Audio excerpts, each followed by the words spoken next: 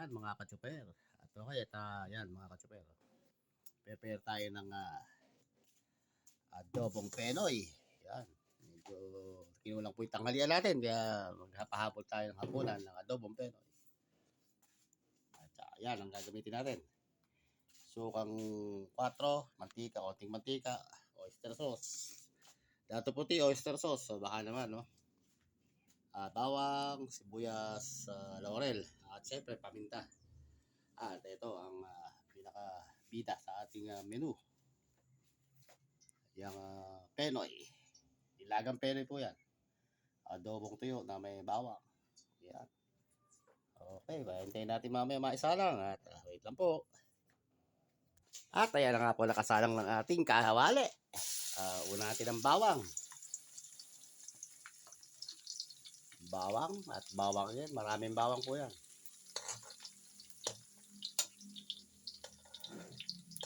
Maraming bawang. Isa lang yan. Isang pinakamalaking bawang lang po pala yan. Ang dami. Yan po ang pinaka nagpapasarap sa ating adobong Penoy. Maraming bawang. Hintayin lang po natin na maging brown ng ating bawang. Ayan, medyo brown na po konti.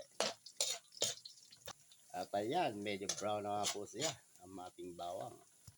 Ayan, hindi natin nakuha na ng video lang. Hinahang natin bawang para sa ating toppings para pagka luto na.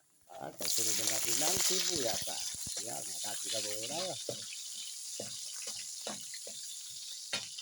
At saka laurel na pala. Laurel. At kasama na rin po ang ating paminta. Ayan. At saka yung oyster sauce. Ayan. Oyster sauce kasama na pala sa gusto. Ayan. Ayan, may oyster sauce na. Halo-halo lang yan. Ayan.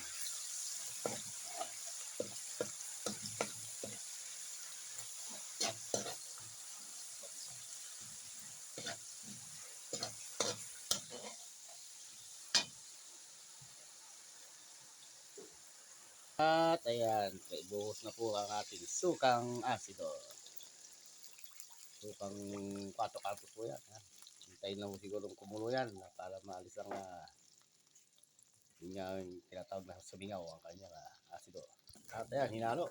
Hinalo po ang ating suka at oyster sauce at binigisa ng bawang at sibuyas. At ayan, isasama na po ang ating bida sa ating adobong Penoy. Ayan, hintayin lang kumulo yan. At okay na po yan. Makulo lang ng konti. At tapos na po ang ating adobong Penoy.